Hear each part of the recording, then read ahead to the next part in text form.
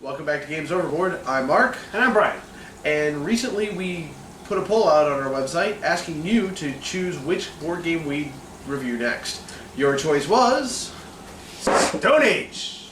Designed by Michael Tommelhofer, put out by Hansen Gluck Games, and it's for 2 to 4 players, ages 10 and up. It takes about an hour or an hour and a half to play.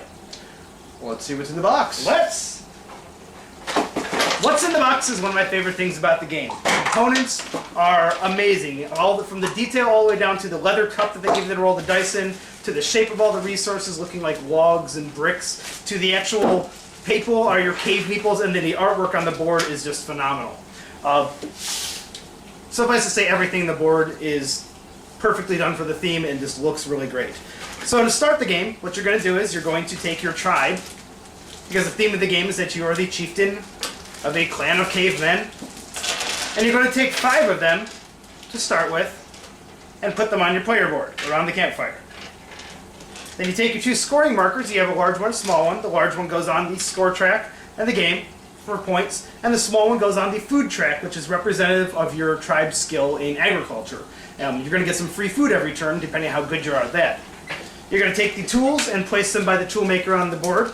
Tools are going to allow you to augment your dice rolls later on in the game to increase them, which is going to help you get more resources and just give you a little more variety. You're going to take some huts, which are representative of building your actual city, your buildings.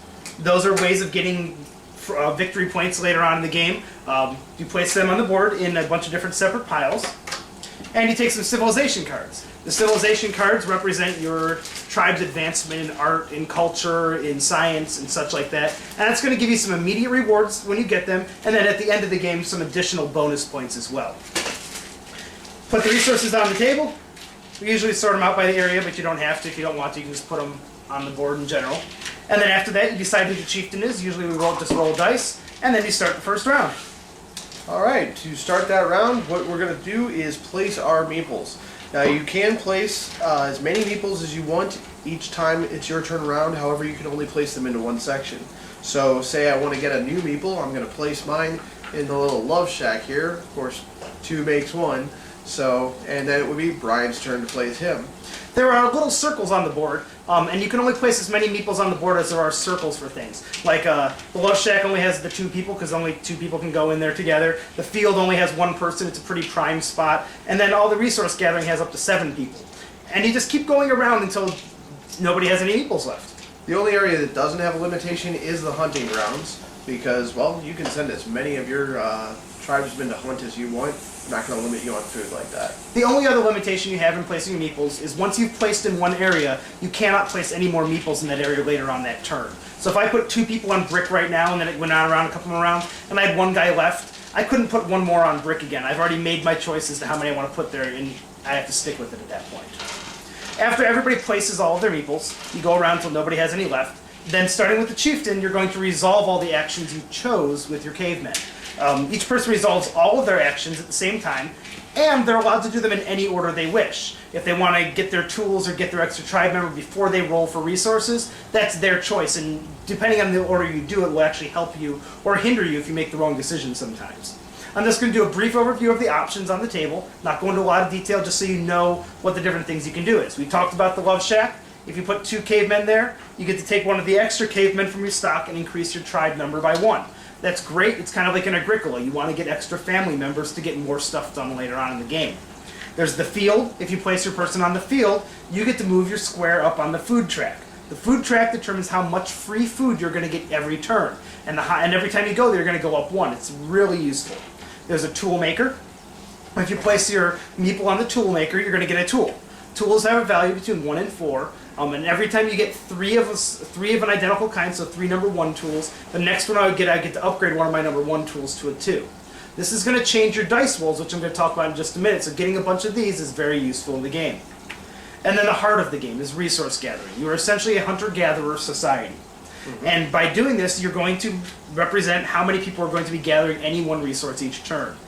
Every meeple that is on a resource will allow you to add 1 die to your roll for that resource this turn. So if I have 3 on wood, I get to roll 3 dice.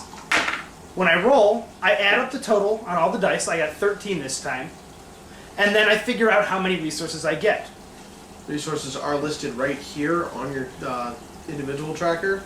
Food is 1, wood 3, or food is 2, wood 3, brick 4, stone 5, and gold 6. So depending on which resource you're going for, it has a better or worse exchange rate, as it were. So I rolled a 13, and I'm going for wood. Wood has an exchange rate of 3, so I would get 4 pieces of wood back. Any remainders are just going to get lost.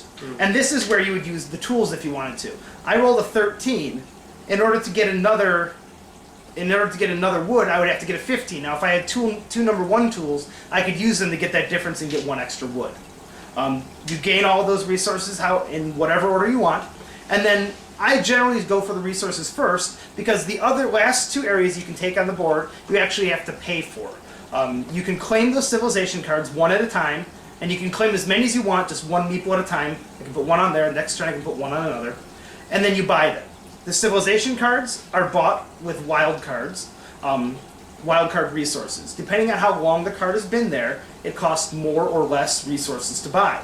And each card is going to get you an immediate bonus right now, and then an end of game scoring bonus as well. There's a whole bunch of different things. There's an entire edition appendix sheet in the rule book to tell you about the differences between these. So look those up. We're not going to go into all of them. Suffice to say that a variety of them are going to help you in a lot of different ways in order to score points. The other last one you can claim is the huts. On the huts, there's 1 circle, so each person can claim them 1 at a time. And the cost for the huts is on the bottom. This one happens to cost 1 wood, 1 stone, and 1 gold. And then it has a point value on the top. And if you buy that hut, you place it on your board, and you immediately move your score tracker up that many points. This is the heart of how you get a lot of victory points in the game. Keep an eye out for very high value huts, and then there's some wild card situations. Once again, in the rule book, look them up, and you'll come across them as you play the game. Alright, so once you run out of either civilization cards to replenish from, or one of these stacks of huts is used, that's when the game ends. That's the end of the game. You continue playing rounds until one of those 2 things happens. Also, at the end of each round, you are required to feed your tribe. If you don't feed typically. Yeah. If you can't feed your tribe, you automatically lose 10 points for that round. Yeah. If you don't have enough to feed your tribe, it's 1 food per person in your tribe. Then you have to use all of your food trying to feed them. And then if you want to, you can interchangeably use any resources you have, like wood or brick or stone sitting around, for a 1-to-1 ratio for 1 food each. It does become a little more expensive because the gold costs a lot more in terms of resources. But if it's the difference between losing 10 points or losing 1 brick, I'll take the brick over the 10 points any day. Personally, yeah. You just add up the points at the end of the game. There are a lot of points that are kind of variable by the end of the game that you don't know about due to these civilization cards. So somebody who might not look like they've been doing that much in the game but accumulate a lot of those cards might grab 70 or 80 points at the end of the game to shoot ahead of you. So there's a lot of although you can see what everybody's doing, there's a bunch of, it's really hard to keep track of how many points any one person has at any given time or how well you're doing, because there's a lot of information you can kind of keep secret too. Yep. Great game. Like I say, theme beginning to end is amazing. I mean, the cup is made of leather to put the dice in, and the dice are like natural wood, so it just looks like you just made them out of a tree sitting next to you. The game itself is essentially just a worker placement game. Yep. Very well done, very well balanced, and it's a lot of fun for people.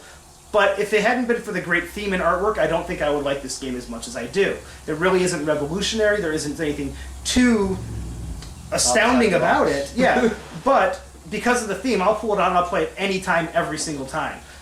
Great game. What do you think? I agree. All right. We're on Facebook, Twitter, YouTube, Vimeo, Board Game Geek. We're everywhere now, so make sure to check us out. If you have any other questions about Stone Age or any other gaming in general, you can always look at BoardGameGeek.com, the online's best resource for board gaming. Besides us, of course. GamesOverboard.com. Come to us for all your video review needs. We want to hear from you. We want comments. We want to hear about your experiences playing Stone Age. We want other suggestions for games you'd like to see us play. Also, me and my wife, Deanna, who's been in some of these videos, will be at BoardGameGeek.com in Dallas at the end of this month.